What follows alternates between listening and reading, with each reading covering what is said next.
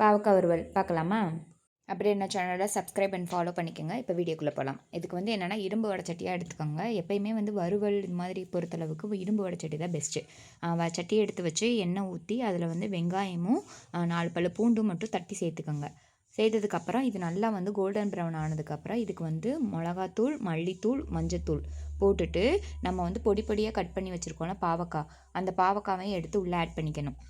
Add பண்ணி first வந்து தண்ணி ஊற்றாமல் ஃபஸ்ட்டு இந்த எண்ணெயிலே நல்லா வதக்கி விட்டுக்கோங்க. இது எண்ணெயில் வதங்குற கேப்புக்குள்ளே இதுக்கு ஒரு மசாலா ரெடி பண்ணணும்.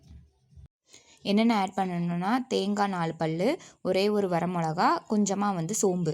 இதை வந்து நல்லா தண்ணி ஊற்றாமல் பரப்பரன்னு அரைப்போல் அது மாதிரி அரைச்சிக்கணும். இந்த பாவக்காய் வேகிறதுக்காக கொஞ்சமாக தண்ணி ஊற்றணும், ரொம்ப தண்ணி ஊற்றக்கூடாது. ரொம்ப தண்ணி ஊற்றாமல் கொஞ்சமாக தண்ணி ஊற்றி மூடி போட்டு அப்பப்போ மூடி திறந்து வேக விட்டு பார்க்கணும்.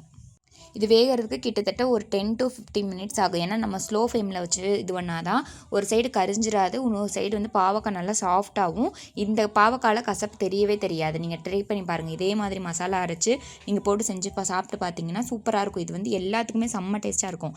என்னென்னா மெயினாக வந்து சாம்பார் சாதத்துக்கு, ரசத்துக்கு, தயிருக்குலாம் இன்னும் அல்டிமேட்டாக இருக்கும்.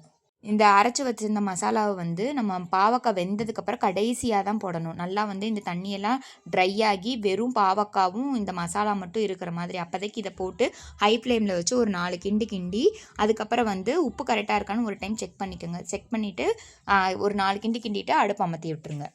இதே மாதிரி ட்ரை பண்ணி பார்த்துட்டு எப்படி இருக்குன்னு கமெண்ட் பண்ணுங்கள். நெக்ஸ்ட் வீடியோவில் மீட்